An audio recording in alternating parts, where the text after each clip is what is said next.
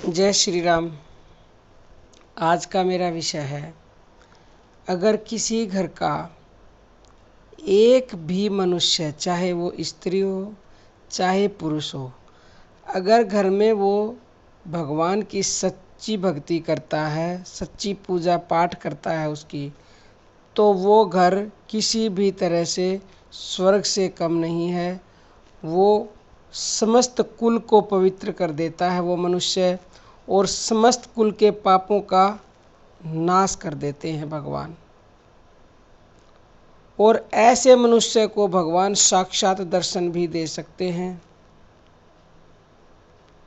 क्योंकि ऐसा स्वयं भगवान ने कहा है।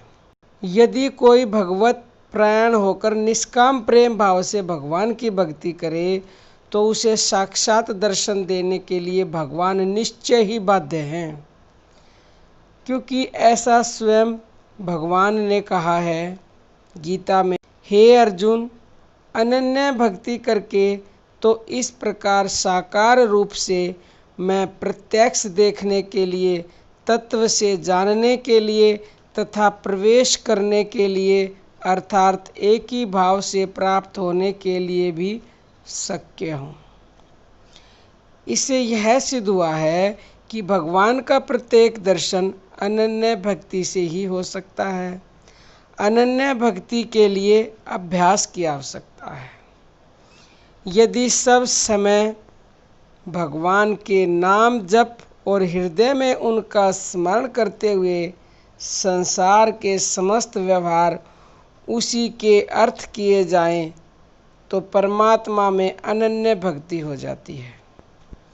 अनन्य भक्ति युक्त मनुष्य स्वयं पवित्र होता ही है, इसमें तो कहने ही क्या है, परंतु वह अपने भक्ति के भाव से जगत को पवित्र कर सकता है।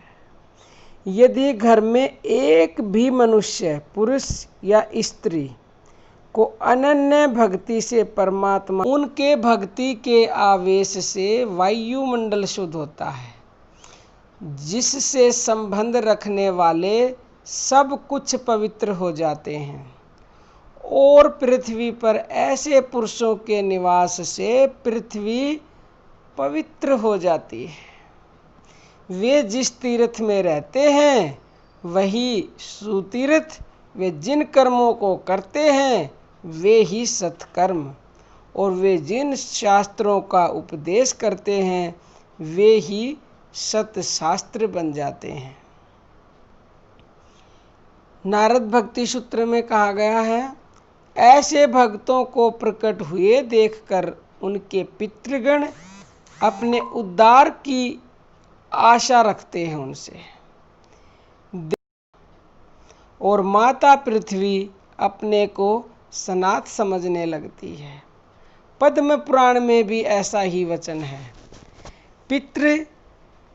पितामहगण अपने वंश में भगवत भक्त प्रकट हुआ है, वह हमारा उद्धार कर देगा, ऐसा जानकर प्रसन्न होकर नाचने लगते हैं। और अनेक प्रमाण हैं, और भी अनेक प्रमाण हैं। वास्तव में ऐसे मनुष्य का हृदय साक्षात तीर्थ और उसका घर तीर्थ रूप बन जाता है। इसलिए विनम्र निवेदन है मेरा कि हर घर का एक सदस्य, जरूरी नहीं है, किसी के पास समय नहीं होता है, कोई किसी की रुचि नहीं होती है परमात्मा में, कोई करना नहीं चाहता है, तो इस बात की बहसबाजी बिल्कुल ना करें कि वो नहीं कर रहा है तो मैं भी ना करूं। अरे आप तो देखो, मैंने कितनी बातें बताई हैं। मतलब अगर आप भक्ति करेंगे तो आपसे कौन कौन खुश होता है, ये देखो। आपका घर तो तीर्थ बनेगा ही बनेगा। आपके घर में तीर्थ बन गया तो क्या नेगेटिव ऊर्जा, क्या दुख, क्या दर्द, क्या तकलीफ।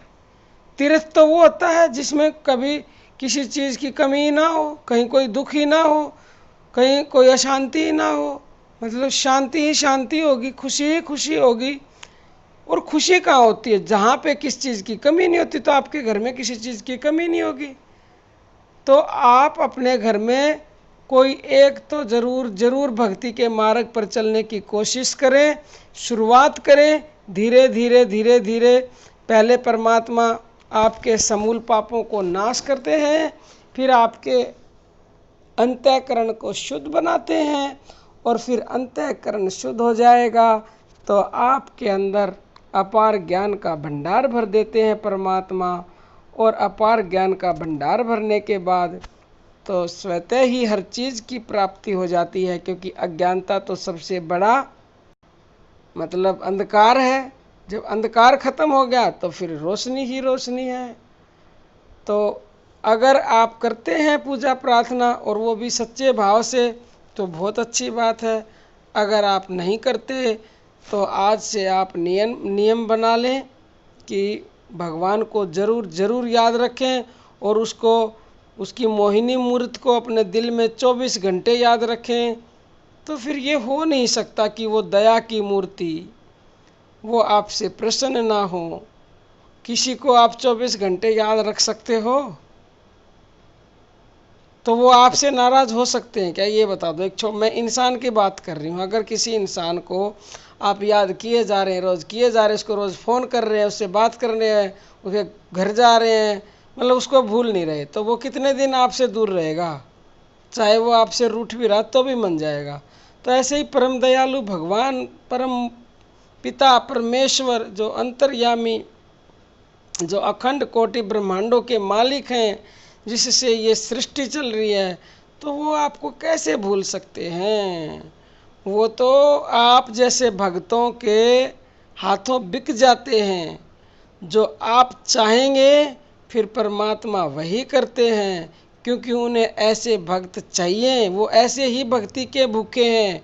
वो सिर्फ और सिर्फ प्रेम के भूखे हैं, सच्ची भक्ति के भूखे हैं। और उन्हें कोई ऐसा भक्त मिल गया तो वो फिर मजबूर हैं, क्योंकि ये तो स्वयं भगवान ने कहा है कि मेरा फिर मेरे ऊपर बस नहीं है। फिर जो भक्त चाहता है फिर मैं वो करने पर मजबूर हो। तो आप ये सब करके अपने घर को पवित्र बनाएं, अपने माहौल को पवित्र बनाएं, अपने सारे कष्ट दूर करवाएं अपने, और उसके साथ साथ पृथ्वी भी पवित्र बनेगी।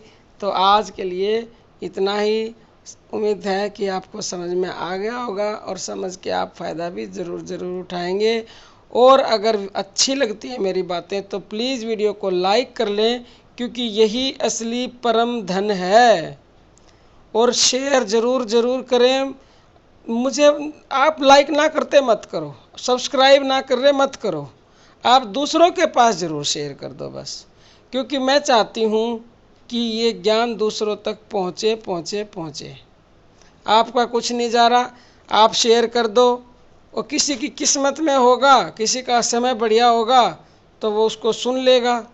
क्योंकि ये भी सब चीज़ें जब ऊपर वाले की दया होती है तो वो ना चाह के भी सुन लेता है। तो क्या पता किस पे उसकी दया हो जाए और कौन किसका जीवन बदल जाए। तो आप प्लीज़ इनको शेयर करें। धन्यवाद।